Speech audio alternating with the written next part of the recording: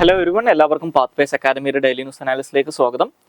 ഇന്ന് നമ്മൾ ഡിസ്കസ് ചെയ്യുന്ന ടോപ്പിക്സ് ഒന്ന് ഷോർട്ട് സെല്ലിംഗ്, അതുപോലെ patriot missile, GSAT-20, smart 2.0, green cover index, antimicrobial resistance, upskilling rural youth, places in news ആയിട്ട് Cayman. അപ്പോൾ അതിനകത്ത് ആദ്യം ഡിസ്കസ് ചെയ്യാൻ പോകുന്നത് ഷോർട്ട് സെല്ലിങ്ങിനെ കുറിച്ചാണ്. ഷോർട്ട് സെല്ലിങ്ങുമായിട്ട് ബന്ധപ്പെട്ട് സുപ്രീം കോടതി ഇപ്പോൾ റീസെന്റ് സുപ്രീം കോടതിയിൽ സെബി ഈ ഷോർട്ട് സെല്ലിങ്ങിനെ റെഗുലേറ്റ് ചെയ്യുന്നതുമായിട്ട് ബന്ധപ്പെട്ട് ഒരു സ്റ്റേറ്റ്മെന്റ് കൊടുത്തിട്ടുണ്ടായിരുന്നു. അപ്പോൾ ആ ഒരു കോണ്ടെക്സ്റ്റിൽ അതുമായിട്ട് ബന്ധപ്പെട്ട് ദ ഹിന്ദുവിന്റെ പേജ് 9 ഒരു റിപ്പോർട്ട് പബ്ലിഷ് ചെയ്തിട്ടുണ്ട്. അപ്പോൾ ആ ഒരു കോണ്ടെക്സ്റ്റിലാണ് നമ്മൾ ഷോർട്ട് സെല്ലിങ്ങിനെ കുറിച്ച് ഡിസ്കസ് ചെയ്യുന്നത്.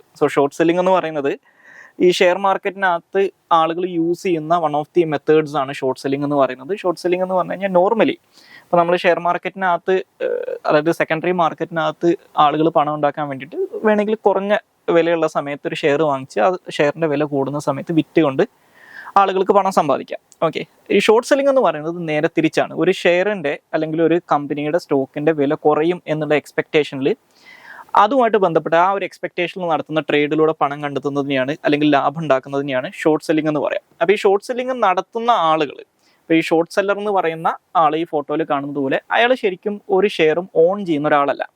പകരം ഈ ഷോർട്ട് സെല്ലർ ആയിട്ടുള്ള ആൾ എന്ത് ചെയ്യും, ഏതെങ്കിലും ഒരു ഷെയർ ബ്രോക്കറുടെ കയ്യിൽ നിന്ന് തൽക്കാലത്തേക്ക്, ഇപ്പോൾ ഫോർ എക്സാമ്പിൾ എ എന്ന് പറയുന്ന ഒരു കമ്പനി ഉണ്ടെന്ന് വിചാരിക്കാം. ആ എ എന്ന് പറയുന്ന കമ്പനിയുടെ നിലവിലുള്ള ഷെയർ മാർക്കറ്റിലെ ഷെയറിൻ്റെ വാല്യൂ വളരെ കൂടുതലാണെന്നും അത് കുറയാനുള്ള സാധ്യത ഉണ്ടെന്നും ഈ ഷോർട്ട് സെല്ലർക്ക് തോന്നിക്കഴിഞ്ഞാൽ ഷോർട്ട് സെല്ലർ എന്ത് ചെയ്യും, ഈ ബ്രോക്കർ ആയിട്ടുള്ള ആളുടെ കയ്യിൽ നിന്ന് എ എന്ന് പറയുന്ന കമ്പനിയുടെ കുറച്ച് ഷെയറുകൾ തൽക്കാലത്തേക്ക് കടം വാങ്ങിക്കും. അതായത് ബോറോ ചെയ്യാണ് ചെയ്യുന്നത്. പകരം ഈ ഷോർട്ട് സെല്ലർ ഈ ബ്രോക്കർക്ക് ഒരു ചെറിയ ഫീ പകരം ഈ ബ്രോക്കർക്ക് കൊടുക്കുകയും ചെയ്യും. ദാറ്റ് മീൻസ് ഷോർട്ട് സെല്ലർ ഈ ഷെയർ ഓൺ ചെയ്യുന്നില്ല. ഷോർട്ട് സെല്ലർ തൽക്കാലത്തേക്ക് ഷെയർ ബ്രോക്കറുടെ കയ്യിൽ നിന്ന് ഒരു ഫീ കൊടുത്തിട്ട് തൽക്കാലത്തേക്ക് ഹോൾഡ് ചെയ്യാണ്.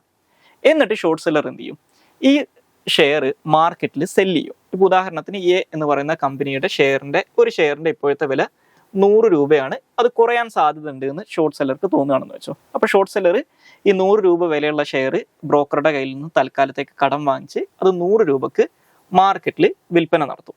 ഓക്കെ, അപ്പോൾ ഈ ഷോർട്ട് സെല്ലറുടെ കയ്യിൽ ഒരു ഷെയറിന് 100 രൂപ എന്നുള്ള തോതിൽ ഇദ്ദേഹത്തിൻ്റെ കയ്യിൽ പണം വന്നിട്ടുണ്ടാവും. ഈ ഷോർട്ട് സെല്ലർ എക്സ്പെക്ട് ചെയ്തതുപോലെ ഈ ഷെയറിൻ്റെ വില നാളെ കുറയാണെന്ന് നോക്കുക. അപ്പോൾ ഈ 100 എന്നുള്ളത് 50 ആയിട്ട് റെഡ്യൂസ് ചെയ്തു എന്ന് വെച്ചോ. അപ്പോൾ ഷോർട്ട് സെല്ലർ എന്ത് ചെയ്യും, ഇദ്ദേഹത്തിൻ്റെ കയ്യിലുള്ള 100 രൂപയിൽ നിന്ന് 50 രൂപ മുടക്കിയിട്ട് ഈ സെയിം നമ്പർ ഓഫ് ഷെയറുകൾ, അതായത് ഈ ബ്രോക്കറുടെ കയ്യിൽ നിന്ന് എത്ര ഷെയർ ആണോ ഷോർട്ട് സെല്ലർ വാങ്ങിച്ചിട്ടുള്ളത് അത്രയും നമ്പർ ഓഫ് ഷെയറുകൾ ഈ ഷോർട്ട് സെല്ലർ തിരിച്ച് പർച്ചേസ് ചെയ്യും. ഓക്കെ, ആ തിരിച്ച് പർച്ചേസ് ചെയ്ത ഷെയർ ഇദ്ദേഹം ഈ ബ്രോക്കറെ തിരിച്ചേൽപ്പിക്കുകയും ചെയ്യും. അപ്പോൾ ഇദ്ദേഹത്തിന് ഈ ഷെയർ അദ്ദേഹം വിൽക്കുന്ന സമയത്ത് 100 രൂപ കിട്ടി, അത് റീപർച്ചേസ് ചെയ്ത സമയത്ത് 50 രൂപ മാത്രമാണ് സ്പെൻഡ് ചെയ്യേണ്ടി വന്നത്. ബാക്കി വരുന്ന 50 രൂപ എന്ന് പറയുന്നത് ഈ ഷോർട്ട് സെല്ലറുടെ ലാഭമാണ്.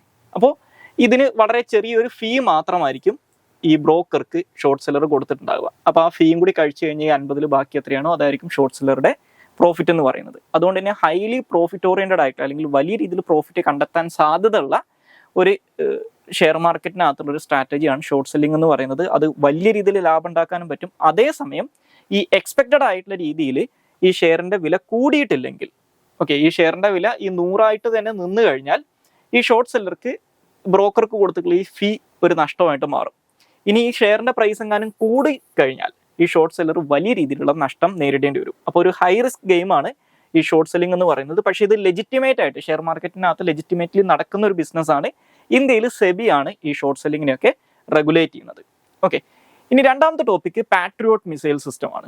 പാട്രിയോട്ട് മിസൈൽ സിസ്റ്റമായിട്ട് ബന്ധപ്പെട്ട് ഇന്ത്യൻ എക്സ്പ്രസിന്റെ വേൾഡ് പേജിനകത്ത് അവരൊരു റിപ്പോർട്ട് പബ്ലിഷ് ചെയ്തിട്ടുണ്ട്. അതായത് ഇപ്പോൾ ഈ റഷ്യ-യുക്രൈൻ യുദ്ധത്തിന്റെ ഒക്കെ കോണ്ടെക്സ്റ്റിൽ നേറ്റോ അലൈസ് പുതുതായിട്ട് പാട്രിയോട്ട് മിസൈൽ സിസ്റ്റംസ് അല്ലെങ്കിൽ പാട്രിയോട്ട് മിസൈൽസ് അഡീഷണലി പർച്ചേസ് ചെയ്യുന്നതുമായിട്ട് ബന്ധപ്പെട്ടിട്ടുള്ള ഒരു ന്യൂസ് ആണത്. അപ്പോൾ ഈ ഒരു ടോപ്പിക് നമ്മൾ ഡിസ്കസ് ചെയ്യാനുള്ള കാരണം എന്താണെന്ന് വെച്ച് കഴിഞ്ഞാൽ ഇതിന് സിമിലർ ആയിട്ടുള്ള രീതിയിൽ അമേരിക്കയുടെ മറ്റൊരു എയർ ഡിഫൻസ് സിസ്റ്റമാണ് താഡ് എന്ന് പറയുന്നത്, അല്ലെങ്കിൽ terminal high altitude area defence എന്ന് പറയുന്നത്. അപ്പോൾ അതിനെക്കുറിച്ച് 2017-18 സമയത്ത് UPSC പ്രിലിംസിന് ഒരു ചോദ്യം വന്നിട്ടുണ്ടായിരുന്നു. അപ്പോൾ അതുകൊണ്ട് തന്നെ എന്താണ് പാട്രിയോട്ട് മിസൈൽ സിസ്റ്റം എന്ന് ജസ്റ്റ് ഒന്ന് അറിഞ്ഞിരിക്കുക. പാട്രിയോട്ട് മിസൈൽ സിസ്റ്റം എന്ന് പറയുന്നത് ബേസിക്കലി ഇതൊരു surface to air missile system ആണ്, അല്ലെങ്കിൽ ഇറ്റ്സ് എയർ ഡിഫൻസ് സിസ്റ്റം എന്ന് മനസ്സിലാക്കുക. ഓക്കെ, അതായത് എനിമി ഏരിയൽ ടാർഗറ്റ്സിനെ ഡിസ്ട്രോയ് ചെയ്യാൻ വേണ്ടി യൂസ് ചെയ്യുന്ന ഒരു എയർ ഡിഫൻസ് സിസ്റ്റമാണ്. ഇതൊരു സർഫസ് ടു എയർ മിസൈൽ സിസ്റ്റമാണ്. ഇത് അമേരിക്കയിലെ പ്രധാനപ്പെട്ട അവിടുത്തെ ഡിഫൻസ് കോൺട്രാക്ടേഴ്സിൽ അല്ലെങ്കിൽ ഡിഫൻസ് മാനുഫാക്ചേഴ്സിൽ ഒരാളായിട്ടുള്ള റൈറ്റിയോൺ എന്ന് പറയുന്ന കമ്പനിയാണ് ഇത് ഡെവലപ്പ് ചെയ്തേക്കുന്നത്. സോ ഇതിൻ്റെ ഒരു ഫുൾ ഫോം ആയിട്ട് ഈ പാട്രിയോട്ട് എന്നുള്ളതിൻ്റെ ഒരു ഫുൾ ഫോം ആയിട്ട് പിന്നീട് അവർ ഇട്ട പേരാണ് ഫേസ്ഡ് അറേ ട്രാക്കിംഗ് റഡാർ അല്ലെങ്കിൽ ഫോർ ഇന്റർസെപ്റ്റ് ഓൺ ടാർഗറ്റ് എന്നുള്ളത്. ഓക്കെ, അപ്പോൾ ഇത് യുഎസിൻ്റെ ഒരുപാട് അലൈസും ഈ പറയുന്ന ഈ പാട്രിയോട്ട് സിസ്റ്റം യൂസ് ചെയ്യുന്നുണ്ട്, ഇൻക്ലൂഡിങ് ഇപ്പോൾ നോൺ നേറ്റോ അലൈസ് ആയിട്ടുള്ള സൗദി അറേബ്യ, UAE, ഇസ്രായേൽ പോലുള്ള രാജ്യങ്ങളൊക്കെ ഈ പാട്രിയോട്ട് സിസ്റ്റം ഉപയോഗിക്കുന്നുണ്ടെന്ന് മനസ്സിലാക്കുക. ഇനി റഷ്യയുടെ S-400 ആയിട്ട് കമ്പയർ ചെയ്യുന്ന സമയത്ത് പാട്രിയോട്ടിനുള്ളൊരു അഡീഷണൽ ബെനിഫിറ്റ് ആയിട്ട് നോർമലി പറയാറുള്ളത് ഈ പാട്രിയോട്ട് എയർ ഡിഫൻസ് സിസ്റ്റത്തിന് ഒരു ആന്റി ബാലിസ്റ്റിക് മിസൈൽ കേപ്പബിലിറ്റി കൂടിയുണ്ട്. അതായത് ഇൻകമിംഗ് ആയിട്ടുള്ള എനിമി ബാലിസ്റ്റിക് മിസൈൽസിനെ ഷൂട്ട് ഡൗൺ ചെയ്യാനുള്ള കേപ്പബിലിറ്റിയും ഈ പാട്രിയോട്ട് എയർ ഡിഫൻസ് സിസ്റ്റത്തിനുണ്ടെന്ന് മനസ്സിലാക്കുക. ഇനി അടുത്ത ടോപ്പിക്ക് GSAT-20 ആണ്. സോ ഈ GSAT-20യുടെ ലോഞ്ചിങ്ങുമായിട്ട് ബന്ധപ്പെട്ട് ഇന്ത്യൻ എക്സ്പ്രസിന്റെ പേജ് 7 ഒരു റിപ്പോർട്ട് പബ്ലിഷ് ചെയ്തിട്ടുണ്ട്. ഈ GSAT-20യുടെ ലോഞ്ചിങ്ങിന് വേണ്ടിയിട്ട് സ്പേസ് എക്സുമായിട്ട് നമ്മളൊരു കരാർ സൈൻ ചെയ്യുന്നതിനെ കുറിച്ചാണ് ഈ റിപ്പോർട്ടിനകത്ത് പറയുന്നത്. അപ്പോൾ സ്പേസ് എക്സുമായിട്ട് ഇന്ത്യ ആദ്യമായിട്ടാണ് ഇന്ത്യയുടെ ഒരു സാറ്റലൈറ്റ് ലോഞ്ചിങ്ങിന് വേണ്ടിയിട്ട് കൊളാബറേറ്റ് ചെയ്യുന്നത്. അപ്പോൾ ഈ GSAT-20 എന്ന് പറയുന്നത് മറ്റുള്ള GSAT സാറ്റലൈറ്റുകൾ പോലെ തന്നെ ഇതൊരു കമ്മ്യൂണിക്കേഷൻ സാറ്റലൈറ്റ് ആണ്. ഇന്ത്യയുടെ ISRO ഡെവലപ്പ് ചെയ്തിട്ടുള്ള ഒരു കമ്മ്യൂണിക്കേഷൻ സാറ്റലൈറ്റ് ആണ്. സോ ബേസിക്കലി ഇന്ത്യയിലുള്ള ബ്രോഡ്ബാൻഡ് കമ്മ്യൂണിക്കേഷൻ നീഡ്സ് മീറ്റ് ചെയ്യാൻ വേണ്ടിയിട്ടാണ് ഈ സാറ്റലൈറ്റ് ഡെവലപ്പ് ചെയ്തിട്ടുള്ളത്. അപ്പോൾ ഈ സാറ്റലൈറ്റ് ലോഞ്ച് ചെയ്യാൻ വേണ്ടിയിട്ട് എന്തുകൊണ്ട് നമ്മളൊരു ഫോറിൻ കമ്പനിനെ ഡിപ്പെൻഡ് ചെയ്യുന്നു എന്ന് വെച്ച് കഴിഞ്ഞാൽ ഈ GSAT സാറ്റലൈറ്റ് എന്ന് പറയുന്നത് വളരെ ഹെവി ആയിട്ടുള്ള സാറ്റലൈറ്റ് ആണ്. ഏകദേശം 4700 കിലോഗ്രാം വെയിറ്റ് ഉണ്ട്. അപ്പോൾ നമ്മുടെ ISROയുടെ കയ്യിലുള്ള ഏറ്റവും ഹെവി ലോഞ്ച് വെഹിക്കിൾ ആയിട്ടുള്ള അല്ലെങ്കിൽ ഏറ്റവും ഹെവി ആയിട്ടുള്ള ഇത്തരത്തിലുള്ള സാറ്റലൈറ്റുകൾ ലോഞ്ച് ചെയ്യാൻ കേപ്പബിൾ ആയിട്ടുള്ള വെഹിക്കിൾ ആയിട്ടുള്ള LVM-3 അല്ലെങ്കിൽ GSLV Mark 3 എന്ന് നേരത്തെ വിളിച്ചുകൊണ്ടിരുന്ന വെഹിക്കിളിന് ഈ GTO ഓർബിറ്റിൽ മാക്സിമം 4000 കിലോഗ്രാംസ് വരെയുള്ള പേലോഡ് മാത്രമേ എത്തിക്കാനുള്ള കേപ്പബിലിറ്റി ഉള്ളൂ. അപ്പോൾ ഈ ലിയോ ആണെങ്കിൽ അല്ലെങ്കിൽ ലോവർ ഓർബിറ്റ് ആണെങ്കിൽ അവിടെ 10,000 കിലോഗ്രാം വരെയുള്ള പേലോഡ് എത്തിക്കാൻ പറ്റുമെങ്കിലും ഈ GTO ഓർബിറ്റിനകത്തേക്ക് വെറും 4000 കിലോമീറ്റർ മാക്സിമം 4000 കിലോഗ്രാം മാത്രം വെയിറ്റുള്ള പേലോഡ് എത്തിക്കാനേ നിലവിൽ LVM-3ക്ക് കേപ്പബിലിറ്റി ഉള്ളൂ. അപ്പോൾ അതുകൊണ്ട് തന്നെ ഈ പറയുന്ന GSAT-20 ഡിപ്ലോയ് ചെയ്യാനുള്ള അല്ലെങ്കിൽ അത് ലോഞ്ച് ചെയ്യാനുള്ള ലോഞ്ച് വെഹിക്കിൾസ് അല്ലെങ്കിൽ അതിനുള്ള കേപ്പബിലിറ്റി ISROക്ക് ഇല്ല. അപ്പോൾ ഇത്തരത്തിൽ 4000 കിലോഗ്രാമിൽ കൂടുതൽ വെയിറ്റ് വരുന്ന ഇന്ത്യയുടെ സാറ്റലൈറ്റുകൾ ലോഞ്ച് ചെയ്യാൻ വേണ്ടിയിട്ട് നമ്മൾ നേരത്തെ യൂസ് ചെയ്തുകൊണ്ടിരുന്നത് ഈ ഫ്രാൻസിൽ പ്രവർത്തിക്കുന്ന ഒരു അരിയാൻ സ്പേസ് എന്ന് പറയുന്ന ഒരു കമ്പനി ഉണ്ട്. ലോകത്തിലെ ആദ്യത്തെ കൊമേഴ്ഷ്യൽ ലോഞ്ചിങ് ഓപ്പറേഷൻസ് ഒക്കെ സ്റ്റാർട്ട് ചെയ്തിട്ടുള്ള ഒരു കമ്പനിയാണ് അരിയാൻ സ്പേസ്.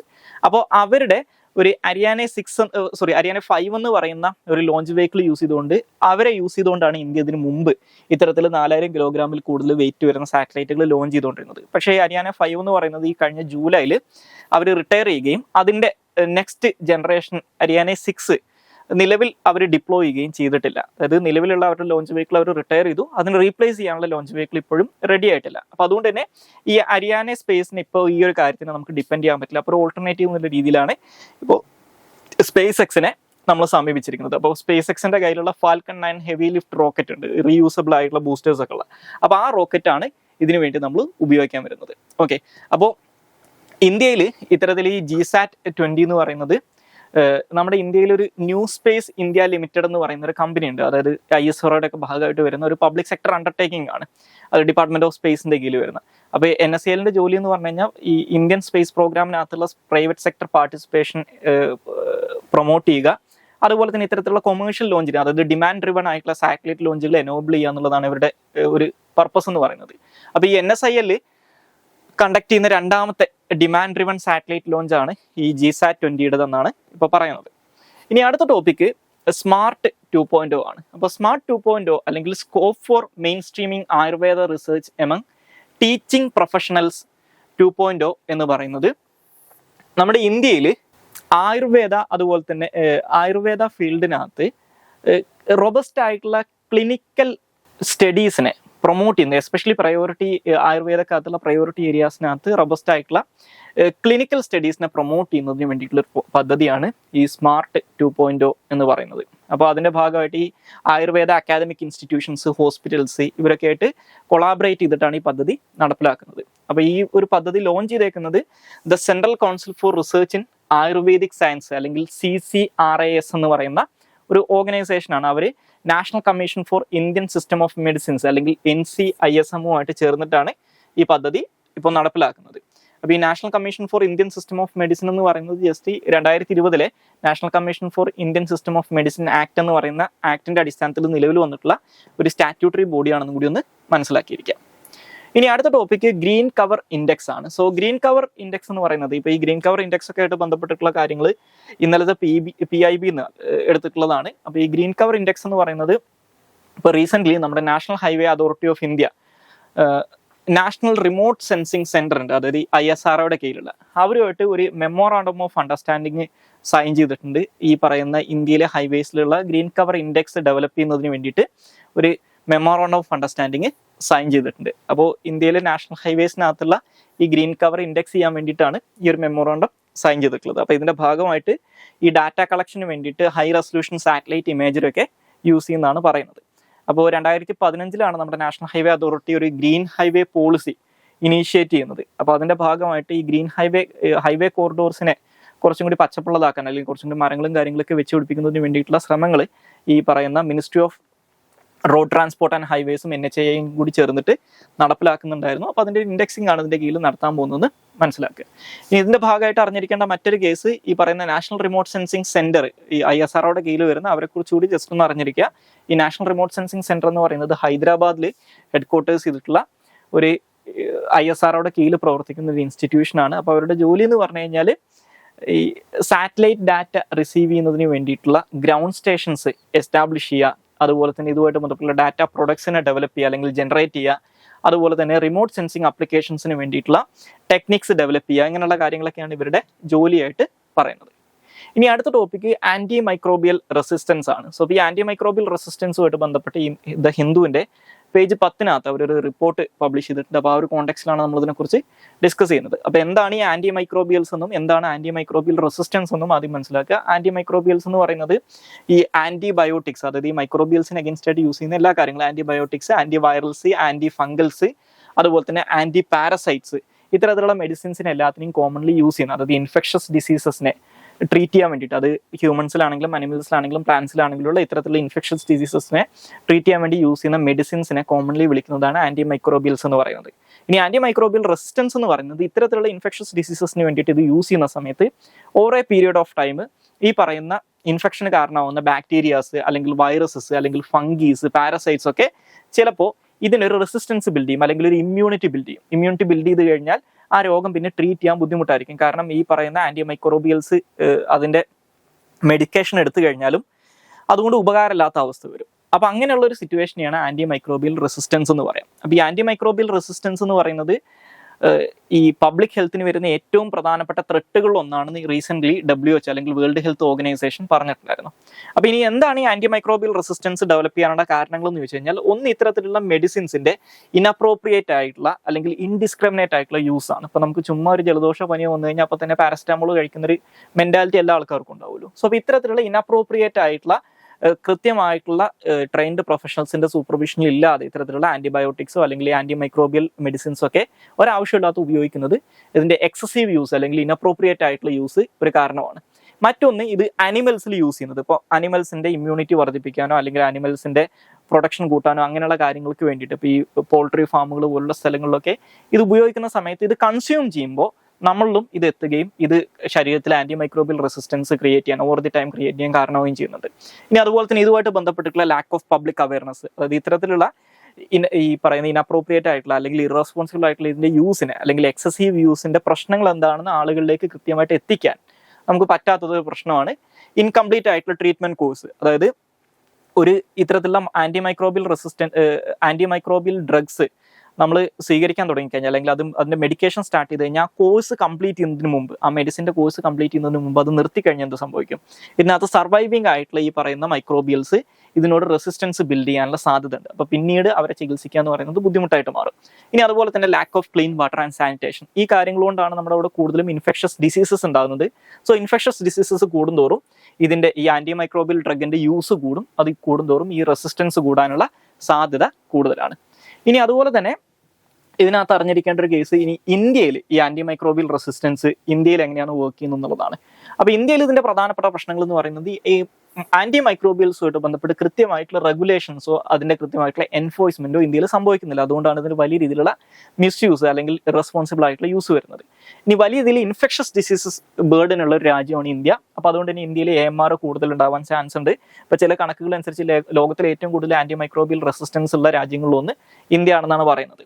പിന്നെ അതുപോലെ തന്നെ നേരത്തെ സൂചിപ്പിച്ചതുപോലെ ഹൈ ആൻറ്റിബയോട്ടിക് കൺസംഷന്, ഇൻഅഡക്വേറ്റ് ആയിട്ടുള്ള റിസർച്ച് ആൻഡ് ഡാറ്റ, ഇതുമായിട്ട് ബന്ധപ്പെട്ട് കൃത്യമായിട്ടുള്ള റിസർച്ചും ഡാറ്റയും അവൈലബിൾ അല്ലാത്തത്. ഇനി ഇതിനെ കൗണ്ടർ ചെയ്യുന്നതിന് വേണ്ടിയിട്ട് ഇന്ത്യയിലുള്ള പ്രധാനപ്പെട്ട ഇനീഷ്യേറ്റീവ്സ് നോക്കിക്കഴിഞ്ഞാൽ, ഒന്ന് ഇന്ത്യയിൽ ഈ national action plan for anti microbial resistance എന്ന് പറയുന്ന ഒരു പ്ലാൻ 2017 ഇന്ത്യൻ ഗവൺമെന്റ് ആരംഭിച്ചിട്ടുണ്ട്. അത് union ministry of health and family വെൽഫെയറിന്റെ കീഴിലാണ് ഈ ഒരു മിഷൻ സ്റ്റാർട്ട് ചെയ്തിട്ടുള്ളത്. അപ്പോൾ ഇതിൻ്റെ ഒരു ഒബ്ജക്റ്റീവ് ആയിട്ട് പറയുന്നത് ഇതുമായിട്ട് ബന്ധപ്പെട്ടിട്ടുള്ള അവയർനെസ് ഇൻക്രീസ് ചെയ്യുക, അതുപോലെ തന്നെ സർവൈലൻസിനെ സ്ട്രെങ്തൻ ചെയ്യുക, റിസർച്ചിനെ കൂടുതൽ പ്രൊമോട്ട് ചെയ്യുക, അതുപോലെ തന്നെ ഇൻഫെക്ഷസ് ഡിസീസസിന്റെ പ്രിവെൻഷൻ ആൻഡ് കൺട്രോൾ ഇംപ്രൂവ്മെന്റ്, ഈ കാര്യങ്ങളൊക്കെയാണ് ഈ നാഷണൽ ആക്ഷൻ പ്ലാൻ ഫോർ AMRന്റെ ലക്ഷ്യങ്ങളായിട്ട് പറയുന്നത്. ഇനി രണ്ടാമത്തത് ആന്റിബയോട്ടിക് സ്റ്റുവേർഡ്ഷിപ്പ് പ്രോഗ്രാം അല്ലെങ്കിൽ AMSP ആണ്. ഇത് Indian council for medical research അല്ലെങ്കിൽ ICMR ഇന്ത്യയിലെ ഒരു 20ഓളം ടെർഷ്യറി കെയർ ഹോസ്പിറ്റലുകളിൽ ആരംഭിച്ചിട്ടുള്ള ഒരു പദ്ധതിയാണ്. അപ്പോൾ അതിലൂടെ ഉദ്ദേശിക്കുന്നത് ഈ ആന്റിബയോട്ടിക്സിന്റെ മിസ്യൂസ്, ഓവർ യൂസ്, ഈ കാര്യങ്ങളൊക്കെ കൺട്രോൾ ചെയ്യുക എന്നുള്ളതാണ് ഈ ഒരു പദ്ധതിയുടെ ലക്ഷ്യമായിട്ട് പറയുന്നത്. ഇനി മൂന്നാമത്തത് ഡൽഹി ഡിക്ലറേഷൻ ഓൺ AMR ആണ്. സോ ഇതൊരു ഇന്റർ മിനിസ്റ്റീരിയൽ കൺസെൻസസിന്റെ ഭാഗമായിട്ട് വന്നിട്ടുള്ളതാണ് ഈ ഡൽഹി ഡിക്ലറേഷൻ ഓൺ AMR എന്ന് പറയുന്നത്. സോ ഇതിലൂടെ ലക്ഷ്യം വെക്കുന്നത് ഈ പറയുന്ന research institutions, civil society, industry, public private partnership, ഇത്തരത്തിലുള്ള കൊളാബറേറ്റീവ് പ്രൊജക്റ്റുകളിലൂടെ ഈ AMRനെ നേരിടുക എന്നുള്ളതാണ്. മറ്റൊന്ന് ban on inappropriate fixed dose combinations ആണ്, അല്ലെങ്കിൽ FDCs ആണ്. ഓക്കെ, ഈ 40ഓളം വരുന്ന FDCsനെ ഇൻഅപ്രോപ്രിയേറ്റ് ആണെന്ന് പറഞ്ഞുകൊണ്ട് ഈ ICMR റീസെന്റ് ഈ ICMRന്റെ റെക്കമെൻഡേഷന്റെ അടിസ്ഥാനത്തിൽ drug control general of India recent ban ചെയ്തിട്ടുണ്ടായിരുന്നു ഈ ഒരു ഇതിന്റെ കീഴിൽ. ഇനി അടുത്തത് വൺ ഹെൽത്ത് അപ്രോച്ച് ആണ്. വൺ ഹെൽത്ത് അപ്രോച്ച് എന്ന് പറയുന്നത് ഈ ഹ്യൂമൻ അനിമൽ എൻവയോൺമെന്റൽ ഇന്റർഫേസിനകത്ത് ബേസിക്കലി ഈ വൺ ഹെൽത്തിനെ കുറിച്ച് നമ്മൾ ഓൾറെഡി ഇതിനു മുമ്പ് ഡിസ്കസ് ചെയ്തിട്ടുള്ളതാണ്. അതായത് നമ്മുടെ മനുഷ്യരിൽ ഉണ്ടാകുന്ന ഹെൽത്ത് ഇഷ്യൂസ് എന്ന് പറയുന്നത് മനുഷ്യർ കാരണം മാത്രം, അല്ലെങ്കിൽ മനുഷ്യരിൽ മാത്രം ഒതുക്കാൻ പറ്റുന്ന ഒരു കാര്യമല്ല. നമ്മുടെ എൻവയോൺമെന്റിനും അതുപോലെ തന്നെ നമ്മുടെ സറൗണ്ടിങ്ങിലുള്ള മറ്റുള്ള ജീവജാലങ്ങൾക്കും ഇതിനകത്ത് വലിയൊരു പ്രധാനപ്പെട്ട റോളുണ്ട്. കാരണം ഈ പല മൃഗങ്ങളിലും ഉണ്ടാകുന്ന അസുഖങ്ങൾ മനുഷ്യരിലേക്ക് എത്തുന്നതൊക്കെ ഇതുകൊണ്ടാണ്.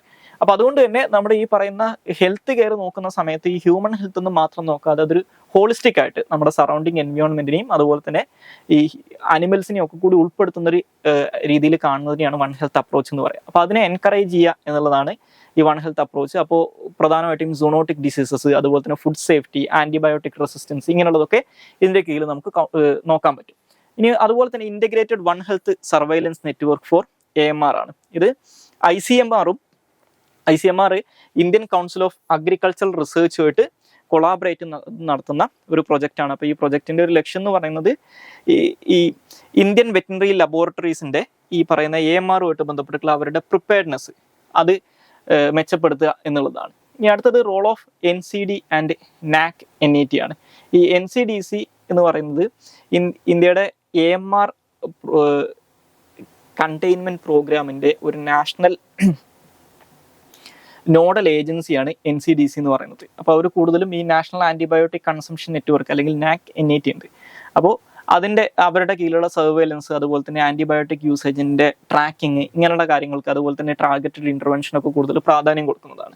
സോ ഇനി അടുത്ത ടോപ്പിക് എന്ന് പറയുന്നത് അപ്സ്കില്ലിംഗ് ഓഫ് റൂറൽ യൂത്ത് ആണ്. അപ്പോൾ ഇതുമായിട്ട് ബന്ധപ്പെട്ട് ഹിന്ദുവിന്റെ ടെക്സ്റ്റ് ആൻഡ് കോണ്ടെക്സ്റ്റിനകത്ത് അവരൊരു റിപ്പോർട്ട് പബ്ലിഷ് ചെയ്തിട്ടുണ്ട്. അപ്പോൾ ബേസിക്കലി ഇതിൻ്റെ ഒരു കോണ്ടെക്സ്റ്റ് എന്ന് പറയുന്നത് ഇപ്പോൾ UN ഒക്കെ റിപ്പോർട്ട് അല്ലെങ്കിൽ അവരുടെയൊക്കെ പ്രൊജക്ഷൻ അനുസരിച്ച് 2047 ഇന്ത്യയിലെ 50% പോപ്പുലേഷനും അർബൻ ഏരിയാസിലായിരിക്കും ജീവിക്കുക എന്ന് പറയുന്നത്. അപ്പോൾ സ്വാഭാവികമായിട്ടും അതുപോലെ തന്നെ ഇന്ത്യയിലെ ഫാമിംഗ് ആക്ടിവിറ്റീസിൽ നിന്ന് സെക്കൻഡറി ടെർഷ്യറി സെക്ടറിലേക്ക് പോകുന്ന ആൾക്കാരുടെ എണ്ണം വളരെ കൂടുതലാണ്. അപ്പോൾ സ്വാഭാവികമായിട്ടും നമ്മുടെ യൂത്ത് ആയിട്ടുള്ള ആൾക്കാർക്ക് അവരുടെ സ്കില്ല് ഡെവലപ്പ് ചെയ്യാനുള്ള അല്ലെങ്കിൽ ഒരു സ്കിൽ അപ്ഗ്രഡേഷനുള്ള പ്രൊവിഷൻ ഇല്ലെങ്കിൽ ഇത് വലിയ രീതിയിലുള്ള പ്രശ്നങ്ങൾ ക്രിയേറ്റ് ചെയ്യും. ആളുകൾക്ക് കൃത്യമായിട്ട്, അതായത് ജോലികൾ അവൈലബിൾ ആണെങ്കിൽ അതിന് സ്കിൽഡ് ആയിട്ടുള്ള ആൾക്കാരില്ലാത്ത അവസ്ഥ വരും. അതുപോലെ തന്നെ ഈ ആളുകളുടെ തൊഴിലില്ലായ്മ രൂക്ഷമാവാനൊക്കെ കാരണമാകും.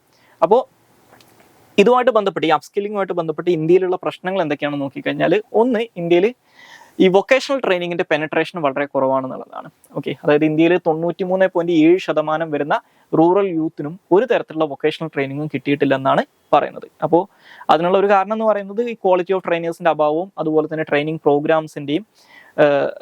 പ്രോഗ്രാംസിന്റെ അഭാവവും അതുപോലെ തന്നെ ഇത്തരത്തിലുള്ള ട്രെയിനിങ് പ്രോഗ്രാംസിലുള്ള ഹൈ ഡ്രോപ്പ് ഔട്ട് റേറ്റും ഒക്കെയാണ്.